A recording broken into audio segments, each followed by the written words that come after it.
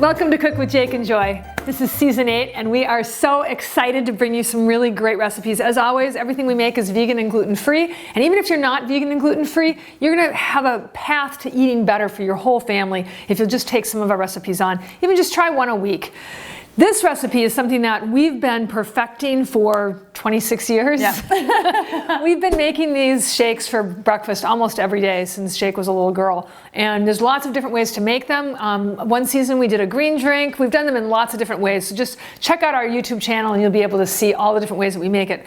But today, Jake's gonna make her very favorite shake. Yes. Okay, so our ingredient list for today is banana. You need a banana, you need about a cup of strawberries, some orange juice, some almond milk, some almond butter, and whatever plant protein or vanilla protein powder, shake powder you like. So you're gonna need a blender. We recommend that you have like a good solid blender, like a Vitamix or a Ninja or something like that, that really blends up. If you do it in a kind of a standard one, it doesn't blend everything up very nicely. So do one banana. Just one? Just one, or however many, if you want more you can. One banana. I guess I can put this up here. Okay. Awesome. And then throw in, you know, a handful of strawberries. It depends on how many people you want to make it for. Well, we're gonna make this for everybody, so we're gonna fill this thing up. Okay. Yeah, you know, got a lot of people eating. So then we need almond milk, and we're actually gonna give you a little demo on the Almond Cow. If you're not familiar with the Almond Cow, it is awesome. I got this for Christmas a couple of years ago and love it. So last year, 2 Christmases ago. Yeah. So it's super fast. If you're gonna use anything besides almonds, you don't need to soak them, but almonds you should soak. I tried it without soaking them, which they say you can do, and it doesn't make very good milk. So I soaked the almonds for at least a few hours. I did these overnight.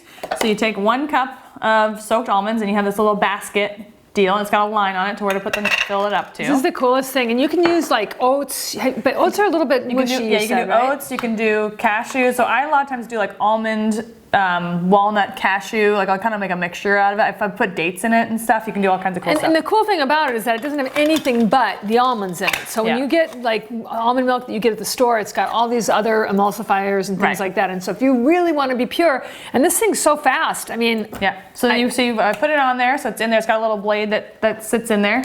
You put it on, you wait till the light turns green, and you just turn it on. How long do you let it go? You don't touch it. It shuts off when it's done? Really?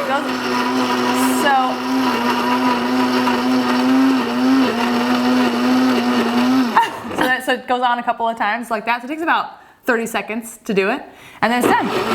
And then on their site, they have recipes for what to do with the meal, with the almond meal. Like they make crackers, there's all kinds of things that they give you recipes for, so you don't waste anything either. That's crazy. Yeah. This just came out, actually. Yeah.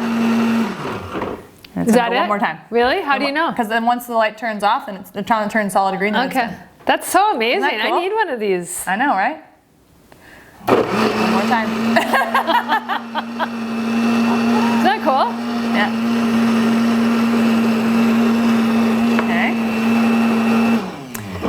Okay. It's still green. How do we know it's done? Oh, really? Because then it just stays on? So that is amazing. So they have this little catcher thing, and so it comes with all of this. Yeah, there's a required. You have to fill the water up pretty high on this pitcher. So if you wanted to make like a more condensed, like a creamer or something, you would do the same thing, but keep this bucket in there and just do it from within this.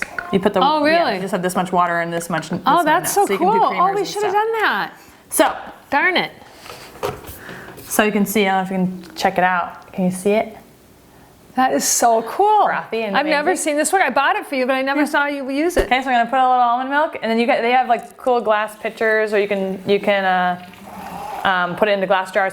The only thing about making your own is that it only lasts for about 5 days. So you have to use it pretty quickly, otherwise it goes bad. Okay. So now, if you didn't have the cute little containers, what would you store? I put them in like big mason jars. Okay, that's what I do. But you have the. I have the cute containers. You have the cute containers. Cool. So we're gonna put some orange juice in, and again, I'm just eyeballing this, so I don't have. But remember, we're making it for everybody. I don't have measurements for you. I would put more almond milk in it. Okay.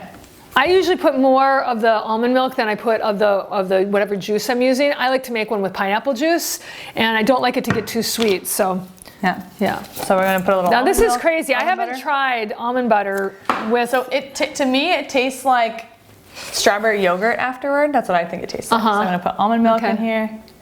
Good amount. Almond butter. Almond butter, I mean. Yeah. And you're just eyeballing all Just of eyeballing this. it. Yeah. This is so. And you know, doing smoothies is a good idea as long as you're not getting them to be too much sugar, because that's the problem that most people do. They go to those places that, you know, have like all this fruit in it and then all this juice in it, and it ends up not being that good for you. Yeah. So I like to blend it up before I put the powder in, because otherwise it just explodes like crazy. Yeah. And you know, you may be using a powder, you may be using a protein powder. We like to use a powder that has spirulina, pomegranate, pumpkin seeds, all these different sprouts that we wouldn't normally get into our diet on a regular basis. I try to think of every meal that I eat, because I know that I'm going to eat something that I probably might not be the best thing for me. So when I am paying attention, I want to make sure that I make it as nutrient dense as possible. And that's what I love about this powder. Yeah. Here we go.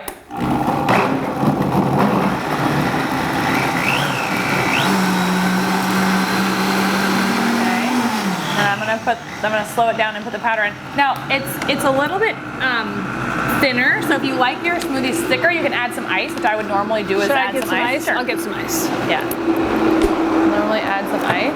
I'm gonna put a couple of scoops of this in.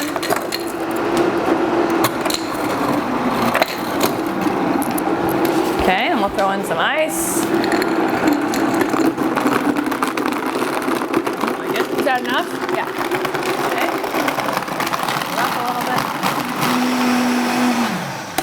Okay, Awesome. there we go. Now we're gonna try it. We'll see what everybody thinks. Me first. You don't normally little thin. You don't normally like bananas in your smoothies. You said. You tell me what you think About what? about how it tastes. No, it's great. Okay, so you can adjust it to be any way you want. If you want to add more of the frozen stuff, I like mine a little bit thicker than she does, obviously. So I would add a little bit more of everything, because you know we're feeding the whole house. Yep. So that's great. So however you do it, we hope that you start to add a smoothie to your diet. Add some greens if you really want to get that power punch. Use the powder that we use. Just think of all the ways. So I have some friends that put avocados, they put carrots, they put everything into their smoothie in the morning. So think about starting your day with the most nutritiously dense food that you possibly can. And we'll see you next time.